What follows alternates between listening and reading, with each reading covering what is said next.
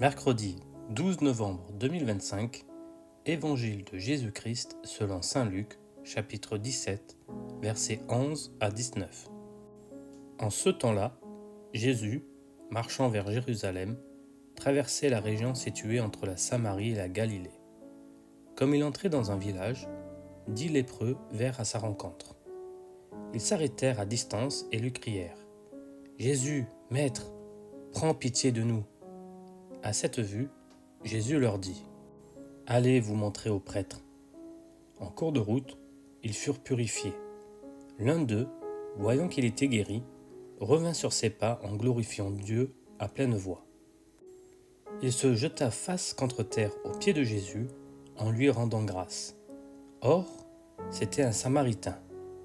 Alors Jésus prit la parole en disant : « Tous les 10 n'ont-ils pas été purifiés ? Les 9 autres, où sont-ils ?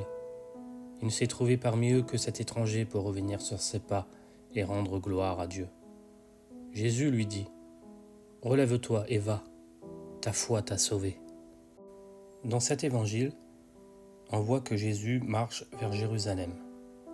Chaque pas qu'il fait le rapproche du lieu de sa passion, mais aussi de l'accomplissement de sa mission.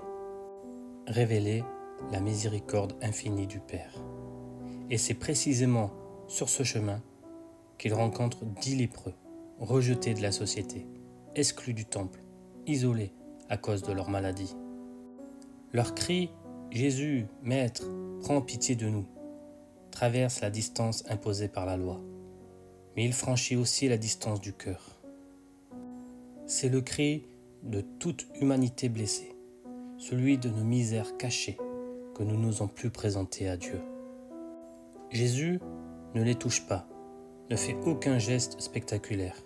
Il leur dit simplement : « Allez vous montrer aux prêtres. » Autrement dit, il leur demande d'agir comme s'ils étaient déjà guéris. C'est un appel à la foi, à cette confiance qui précède le miracle. Et sur le chemin de l'obéissance, la guérison se manifeste. Leur corps retrouve la pureté, et pourtant, un seul revient, un Samaritain, un étranger, pour rendre gloire à Dieu. Ce passage nous interpelle profondément. Combien de fois recevons-nous des grâces, des protections, des guérisons intérieures, sans même revenir remercier ? Jésus ne cherche pas la reconnaissance pour lui-même, mais il désire que notre cœur s'éveille à la gratitude. Car remercier, c'est reconnaître la source de tout bien. C'est la première forme de prière, celle qui transforme la guérison extérieure en salut intérieur. Le Samaritain, prosterné aux pieds de Jésus, n'est plus seulement un homme guéri, il est un homme sauvé. Les 9 autres ont retrouvé leur peau, lui, il a retrouvé son âme. Jésus lui dit : « Relève-toi et va, ta foi t'a sauvé. » Ces mots résonnent encore aujourd'hui pour chacun de nous. Quand nous crions vers Dieu dans l'épreuve, il nous entend. Mais quand nous revenons vers lui avec reconnaissance, il nous relève. Le salut n'est pas seulement dans la guérison du corps, mais dans la rencontre du cœur avec le Christ. Alors, aujourd'hui, prenons un moment pour nous souvenir de tout ce que Dieu a déjà fait pour nous, de chaque fois où il nous a relevés, consolés, purifiés, même sans que nous le voyions, et disons simplement du fond du cœur : merci, Seigneur Jésus. Merci pour ta miséricorde.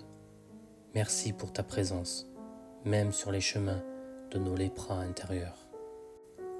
C'est dans la gratitude que naît la vraie foi, celle qui sauve et qui fait vivre.